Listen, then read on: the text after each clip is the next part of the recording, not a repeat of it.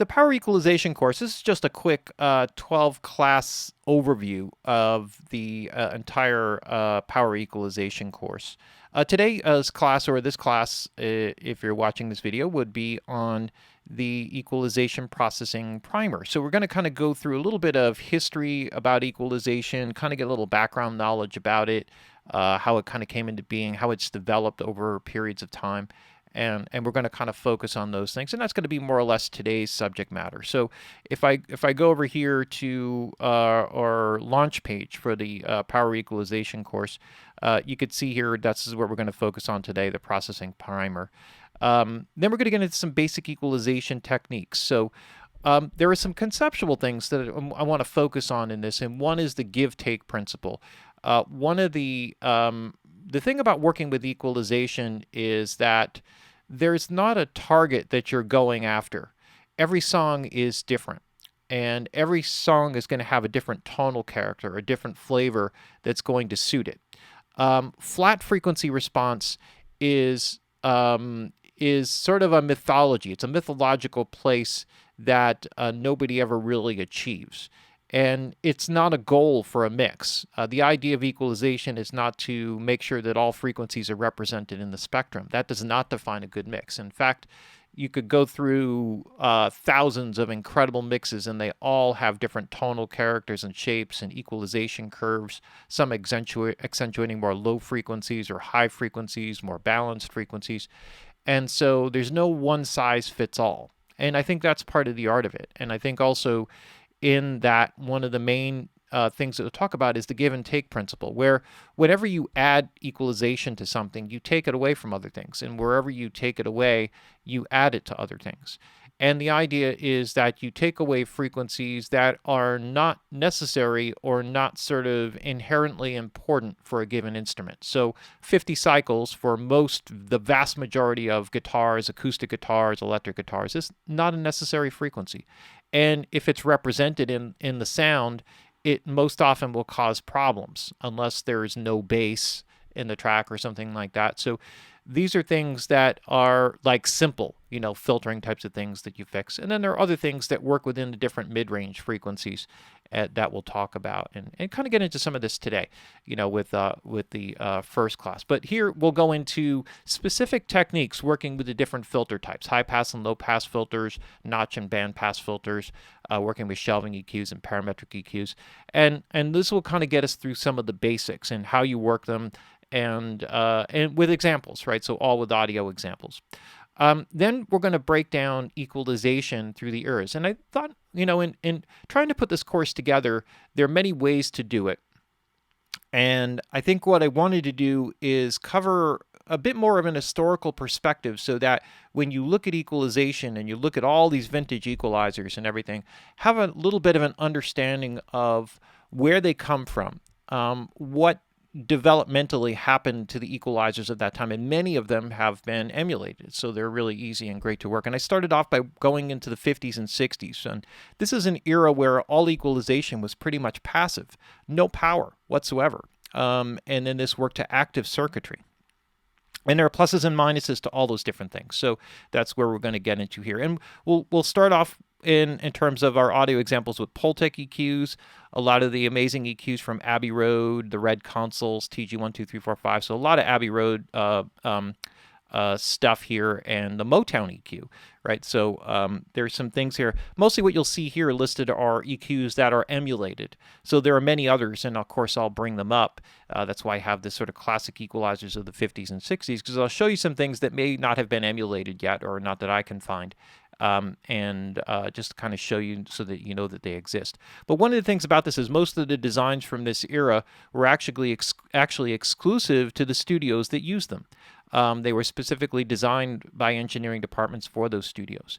And this changes in the 1970s, where we go from sort of generic shelving EQs and peak dipping EQs without any Q control or bandwidth control to equalizers, parametric equalizers, more frequency selections, and things like that. So we'll go through some different classic equalizers. The Sontec EQ is like one of the first parametric EQs, or first EQ to call itself a parametric. This was a term coined by George Massenburg. and who is actually a mentor of mine. It's like I mentored under him. He was actually a person who gave me my break in the recording industry, in the music industry, for transitioning from being a studio engineer to being a freelance engineer. And so that was an amazing journey working with him. And I learned so much, but he's a genius, and you could see this in this EQ, and we'll kind of go over through some of that stuff.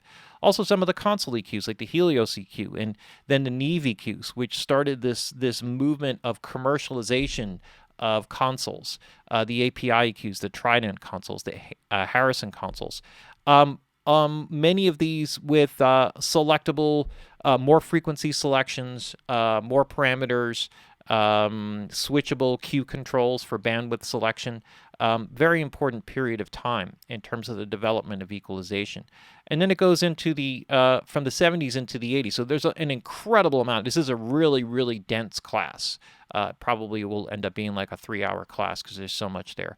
And the equalizers of the 80s, and this went into more flexibility, sweepable frequencies, and Q control. So much more precision control over the equalization techniques. And we'll go over some interesting things. The NTI EQ3, the MOG EQ with the famous air band. Some of the other kind of interesting EQs, which are also like the Clark Technic DN series graphic EQs. The GML 8200, if I can find an emulation of this, it does come sort of in the form of the Sony Oxford Digital EQ, which kind of wraps up that era. But the main console EQ from that era is the SSL E and G series consoles. And we'll kind of go through some of those, and also the TubeTech EQs. So there are many. This is where manufacturers started really digging into more outboard emulations. There's some things from this era, actually from the 70s, like the Lang EQ. If I can find emulations for, I'll try to put up demonstrations for it. So many amazing equalizers, and you think there's lots of them out there, but there's many more to come. In the future years, as people kind of go through the basics or the most popular ones. Then going into the 90s and the 2000s, we kind of went into an era of sonic purity, and the 90s to 2000 also transitions into the pure digital. It's also a big part of the transition from digital or to digital from analog through the 90s and especially into the 2000s, which is really the DAW era, and transitioning there. So there's a lot of fun stuff that we're going to kind of go through here. A lot of very, very, very high-end stuff because there was a lot of money flush into the industry in the 90s. Consoles were like all 96 channels, huge money influx, and a lot of outboard gear, a lot of mastering equipment like, Manley Massive Passive, is an incredible EQ. Avalon 80-20-55, an amazing EQ. The SSL J and K series and 88RS by Neve, real ventures into making super high-end or what they would call super analog consoles, really, really super high-end consoles in terms of sound quality and sonic purity. Lots of headroom. So there's a lot going on that, and also some interesting things like interesting little things that were kind of cool from that era: the bass resonance EQ by Little Labs and the tilt EQ by Tonelux. Just kind of throwing a few extra things in there, and then we're going to get into a really fun one: modern digital equalizers. So this is moving from active to dynamic equalization. So we're going to talk a little bit about the emulation technology because that's most of what we'll have covered up to this point. I think it's really important because vintage EQs are such a huge part of making modern mixes have a warmth and body and texture and a tonal character. And that's really what all that's going to cover. So if you're thinking it's like, well, what about just like a basic, standard stock EQ? We'll kind of go with most of those basics in the early course on EQ basics, so you're understanding the filters and filter types and stuff like that. And then, from here, what we're going to do is transition to some pure digital EQs, like the HEQ, which is sort of a hybrid vintage EQ, has emulations of vintage characteristics, but in a modern plug-in format. The FabFilter Pro Q2, one of probably the most unparalleled in terms of flexibility. Some mastering EQs. There's some really, really cool ones here by Brainworks, Sonoris, and Massenburg. design works, the EQ5, one of the most ridiculous sounding EQs ever. And then some really interesting EQs, the Flux ePure 3, the Morphing EQ, a harmonic detection EQ with the Surfer EQ, the Gliss EQ, which is a program-dependent EQ, the Isotope Dynamic EQ, and then a little bit of a twist here with the metafilter, some modulated equalization. So this is going to be a real fun one because there's going to be a lot of stuff that extends into the new ideas that people are bringing out. See, in the early days of DAW, if you're going back, let's say like from the mid 90s, because there were EQs going back earlier than that, but it was really like 93, 94 that you started to get like plugins. Like Waves was one of the first companies to come out with like a third-party plugin you could install. And then this started in age, but for the most part, a lot of it was really crappy sounding because I think it's easy just to sort of mathematically design an equalizer. There's nothing difficult about it. But it never really sounded great. And this is something that took time where they started to like say, oh, wait a minute, maybe we have to go back and look at vintage EQs and why they sounded the way that they did. And this took a long time for people to sort of adapt to the filter shaping and types and resonances and things that were documented, so it's not like these things weren't documented, but they needed to be recreated in some varying fashions. I think that's one of the most powerful things about the Sony Oxford EQ that we go over in Class 5, because that came out in the late 80s, and that thing was just, they really, really researched it, Sony did, because they have the money to do so. And made something that was really extraordinarily ahead of its time. And that EQ is still used by a lot of people today, So they took what was in their digital consoles and transformed it into plug-in form. It's on the, I think it's also native, but I believe it's also in the Universal Audio platform, that particular one. And it has some really cool characteristics that are really great about it. And probably the only sought-after digital console EQ, up until later on. So anyway, so there's things, and then we're going to break into, once we get through this, now that we've gone through this massive amount of equalization stuff, now we're getting into specific techniques in Class 8. Equalization techniques for drums. And what I try to do is try to do it a little bit more stylistically, sort of natural equalization techniques. So if you're doing more of a jazz piece, that would more or less be the example. A vintage equalization, which would be a little bit more of a throwback kind of vibe, like could you get a vintage sound working on a record that maybe is a throwback, like 70s disco era kind of thing or something like that. Or a 70s rock or 60s rock kind of approach. And that's where all of that vintage processing comes in really powerful. More aggressive equalization techniques, where you get into more, some of this sort of couples with compression. So I'll be putting some things underneath a lot of the projects that we'll be working on and show you the interaction of the equalization and the compression. That you can't sort of mutually exclusively eliminate them from each other. Okay, so they are connected. It's a very important connection there. Super hyped equalization technique. So this is like where you're going in and really making something super present and bright. And I wanted to focus on some different techniques for how you make those things happen in relationship specifically to drums. So this way you can see a variety of different approaches and how you can exaggerate them. Then we'll get into some equalization techniques for bass guitar and keys. Again, this is sort of a little bit broader because it's hard to just say, oh, here's a rock bass. And I will give many examples for each of these, showing, different styles of music with each of them and showing how you might change your approach, selection of equalization, why you might want to choose a Neve EQ over this EQ, or when you would use a stock EQ. So it's going to step back to all the things. That's why I kind of put all of those, the plugins and the different types of EQs leading up to this. So when we get to this and we start breaking out the tools, it's not like, oh, what's a Moog EQ? It's like, no, that's there and it's referenced and you can kind of get to it. And I think that's really important to have. So we'll kind of get into that, including, some program synth stuff.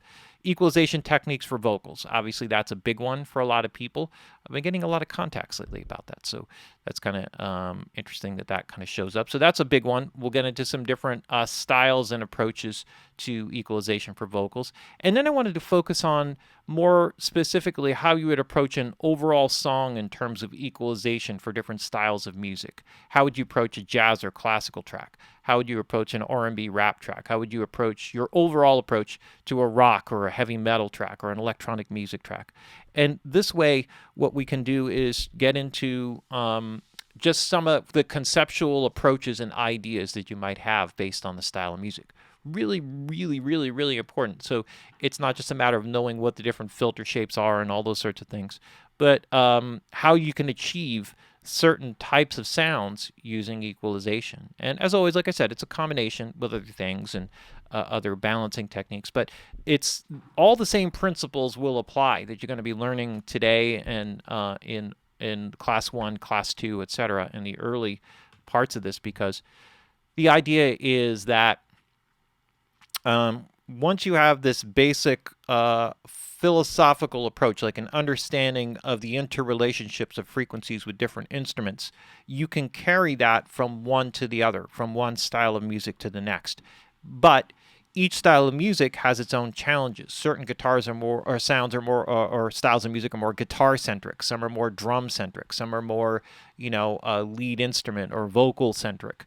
And some are more balanced in like terms of every instrument basically sounds the same balance or level.